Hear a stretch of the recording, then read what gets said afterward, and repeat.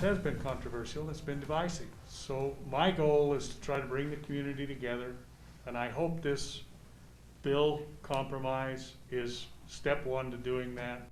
That was Senator Don Ibsen of St. George on Tuesday, talking about the substitute version of HB 278, a bill he's sponsoring with Representative Kelly Miles after it passed a Senate committee on Monday. The bill now addresses a new process to address the debate over whether Dixie State University should change its name. Welcome to our In Focus discussion tonight on should Dixie State University change its name. Like Senator Ibsen stated in that soundbite, the debate over this topic has been passionate, heated, and emotional for all those involved.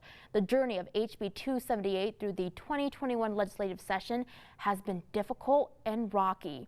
Here to help us break it all down is Holly Richardson, editor of UtahPolicy.com. Holly, thanks for your time tonight and welcome back to the show.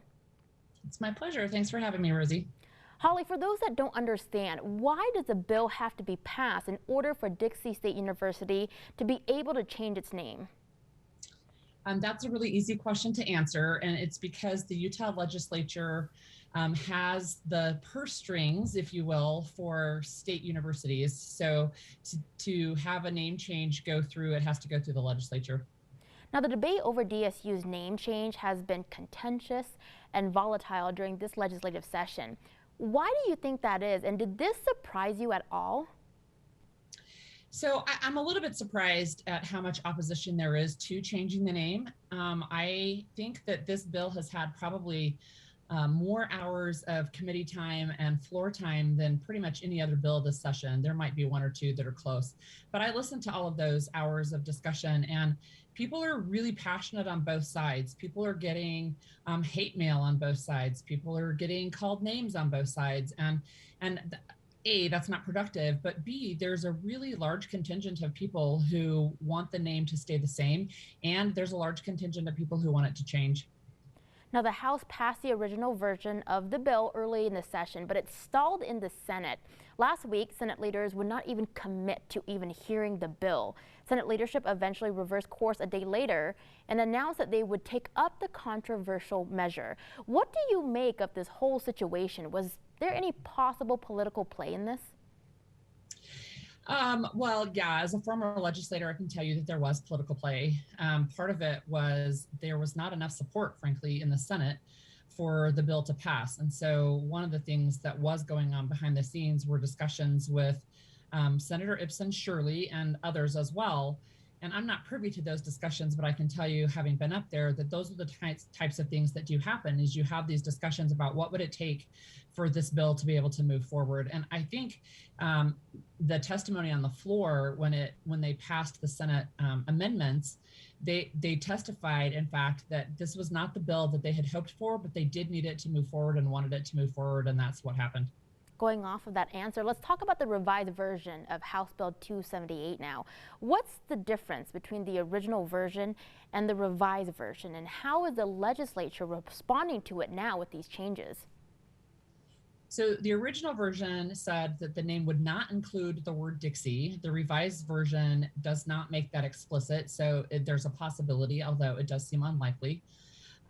It also, the new version allows for a period of time, most of this year, frankly, for the community to weigh in on the name change and their opinions, and share their stories, and then it appropriates $500,000 for a heritage commission, so that if they do change the name and it no longer includes the word Dixie, that there can be some sort of way to commemorate the heritage of that name.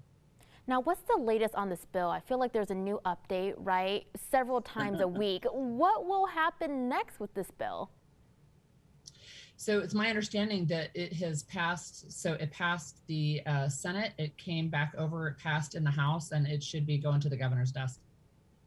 All right. You've been hearing from Holly Richardson, editor of UtahPolicy.com. Holly, thanks for being here tonight to help us understand the legislative journey of HB 278. It's always great to have you on the show. My pleasure.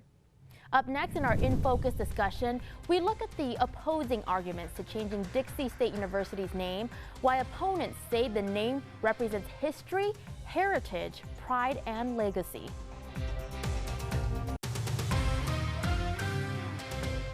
It should not be taking an action that is stepping away from the community. I think it's an unnecessary self-inflicted wound. That was Tim Anderson, a St. George attorney and chair of the Southern Utah Legal Services section last month during a panel discussion at Dixie State University about the recommendation for a name change. Thanks for staying with us for our second In Focus discussion tonight on should Dixie State University change its name. Earlier, you heard the legislative breakdown of HB 278. We now turn to the opposing arguments of the proposed name change. Joining us now is a person you heard from at the top of the segment, Tim Anderson. Tim, thanks for joining us tonight. We appreciate your time. Thank you very much, Rosie. Appreciate it. Tim, different people feel differently about the name Dixie, so we'd like to explore the meaning to those who support keeping the name. What does Dixie mean to those who have pride, heritage, legacy, and history with it? Well, first you have to understand, and I disagree with Holly on this point, because the vast majority of students and community in this area support keeping the name. It's not equal at all, and in the Senate hearing, the university in fact admitted that they were very much in the minority. And that they called it not a popularity contest. But it runs back to very deeply to pioneers who came and tamed a very difficult part of the world. Pioneers whose generation was fleeing religious persecution, ended up here and fought the battle and created a beautiful area. That also included a great interest in education. And Utah's Dixie has a deep part of the heritage, history, tradition, and culture of the area, which we want to preserve and which people who move here want to be a part of. Now, history can contain painful parts too. There's been efforts to erase racially charged symbols and associations at the school in the past. It wasn't until 1993 that the school dropped its use of the Confederate flag, and 2007 when it dropped its Rodney the Rebel mascot. The mock slave auctions and blackface skits also went away. But some people still believe that it's not enough, and they have a problem with the name Dixie still. Dixie Regional Medical Center changed its names to Intermountain St. George Hospital because of similar sentiments. One of the arguments to support the proposal to change DSU's name is that it conjures up images of racism and slavery. What would your response be to that? Well, I think that just isn't the case. Obviously, Dixie used in the wrong context to do that. But there are 18,000 people with the name of Dixie in this country. There's many places known as Dixie. Governor Mike Leavitt's father was named Dixie Leavitt. My mother's birth name was Dixie. And just last week in Florida, they ran the Dixie Vodka 500 in NASCAR race. They're not trying to erase these terms. It's how you use it. And it's a different name for a different time. It's a name about a very, very wonderful university in southern Utah. Has nothing to do with the Confederacy. The university has had 7 names in the last 109 years. Representative Miles said he doesn't think the process should be based on popularity but impact, which is something you mentioned earlier. If one student is hurt, he believes many have also been hurt by the name, especially those who are people of color. He believes that the state should step in and act. What are your thoughts on this? The question is, where does that end? Should we change the name of Davis County because it's the same name of Jefferson Davis, who's president of the Confederacy? Or should we remove the white buffalo mascot at Dixie State because it may appropriate a Native American sacred symbol? Or, should we remove the name of the Trailblazers, which is there because it conjures up images of people prowling across the West and killing buffalo? I mean, where does that end? Wokeness has no end.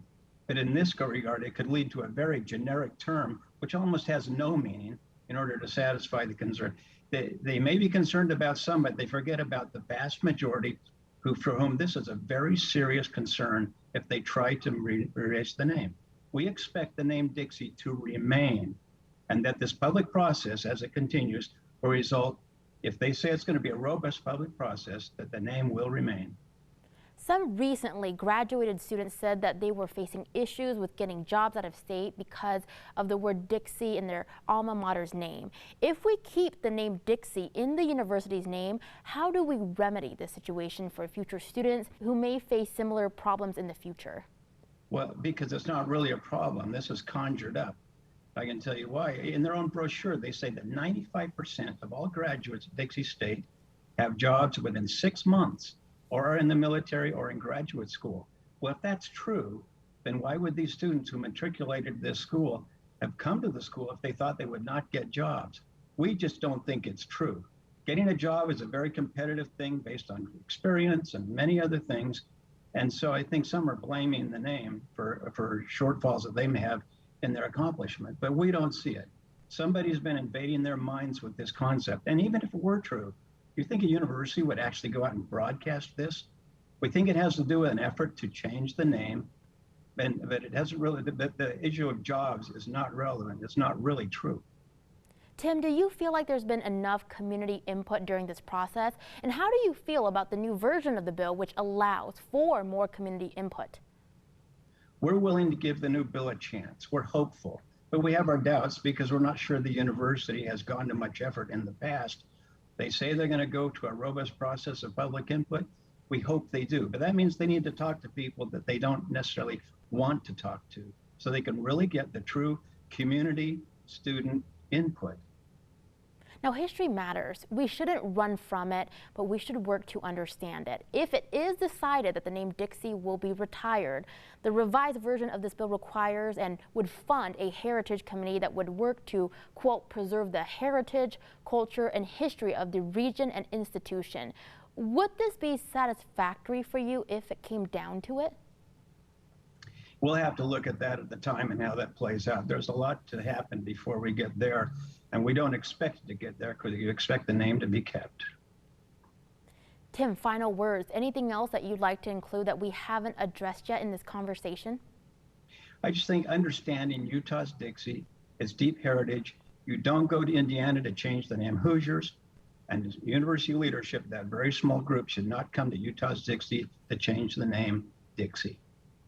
You've been hearing from Tim Anderson, a St. George attorney and chair of the Southern Utah Legal Services section. Tim, thanks for being here tonight to provide your perspective. We appreciate your time. My pleasure. Thank you, Rosie.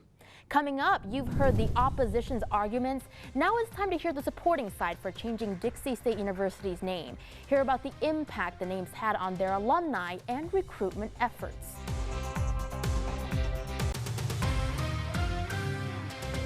Love the school so much, but in recent light of what it meant for in the past and how Dixie portrayed that culture of like racism, that's why I'm here, is for us to move forward from it.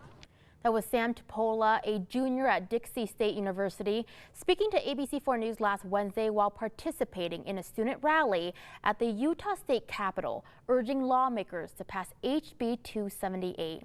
Welcome to our third and final In Focus discussion tonight on should Dixie State University change its name. You've heard the opposing arguments. Now we turn to the supporting side. Earlier today, we spoke to Jill Hall, the Public Relations Director of Dixie State University. Take a look. Jill, thank you so much for joining us tonight to be a part of this discussion. Let's start with the name Dixie itself. What are the concerns the university's received about the meaning of the name to some people? With 64% of the CISRO Group's impact studies respondents who live outside of Utah indicating that Dixie means the Confederacy, racism, the Deep South to them, the impacts of this double meaning just can't be overlooked anymore. As our university continues to grow in size and stature and influence on a national stage, it's something we need to address. More specifically, the study indicated that 41% of out-of-state prospective students think keeping the name Dixie will have a negative impact on recruiting. And the strength of our education is only as strong as our faculty and staff, and about half, or 49%, of our current faculty and staff think recruiting new faculty and staff will be difficult with the name Dixie. And then as far as our alumni, 22% of recent graduates who are looking for jobs outside of Utah have had employers express concerns that Dixie are on their resume. You know, it's crucial that a DSU education gives graduates a competitive advantage rather than another obstacle they must overcome. This is a debate that's taken place for years. Why did this school decide to pursue a name change now? That's exactly right. We've actually had major name change discussions 5 times in the past 30 years. But the most recent discussion began nearly a year ago when hundreds of organizations all over the country were examining this topic.